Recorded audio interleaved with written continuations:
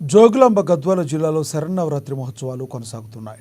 గురువారం జిల్లా కేంద్రంలోని రాజవీధిలోని శ్రీ వాసవి కన్యకా పరమేశ్వరి దేవాలయంలో గద్వాల శ్రీ కన్యకా పరమేశ్వరి ఆలయ చైర్మన్ బిలకంటి రాము ధ్వజారోహణము కార్యక్రమాన్ని ప్రారంభించారు. 9 రోజుల పాటు జరిగే నవరాత్రి ఉత్సవాల్లో భాగంగా రోజుకొక రూపంలో అమ్మవారు భక్తులకు దర్శనమిస్తారని వారు తెలిపారు. కాంగ్రెస్ నేత మోహన్ రెడ్డి పార్టీ నాయకులతో కలిసి అమ్మవారిని దర్శించుకున్నారు. ఈ సందర్భంగా మోహన్ రెడ్డిని శ్రీ కన్యకా పరమేశ్వరి ఆలయాలు అర్చకులు చైర్మన్ సత్కరించారు. నేను ఆలూరు బిలకంటి రాము, కన్యకా పరమేశ్వరి దేవాలయం చైర్మన్.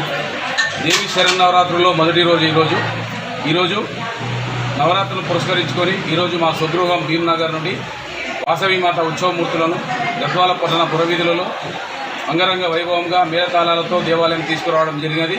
వచ్చిన పిదప గణపతి పూజ, ధ్వజారోహణంతో ఈరోజు దేవి శరన్నవరాత్రులు మొదలైనవి. ఈరోజు మొదలైన మొదటి రోజే గద్వాల పట్టణ ఆర్యవైశ్యులు అధిక సంఖ్యలో అమ్మవారి అభిషేక కార్యక్రమంలో పాల్గొన్నారు. ఈరోజు సాయంత్రం విశేషంగా కుంకుమార్చన అష్టోత్తర కార్యక్రమం ఉంటుంది.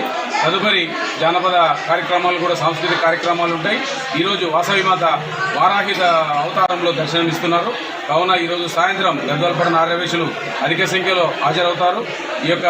ఈ రోజు నుంచి 10 రోజుల వరకు గద్వాల పట్టణ ఆర్యవైశ్యులు అధిక సంఖ్యలో హాజరై శ్రీ వాసవిమాత కృపా కటాక్షంలో పొందుతారు. నేను ఆలూరు బిలకంటి రాము, కన్యకా పరమేశ్వరి దేవాలయం చైర్మన్. దేవి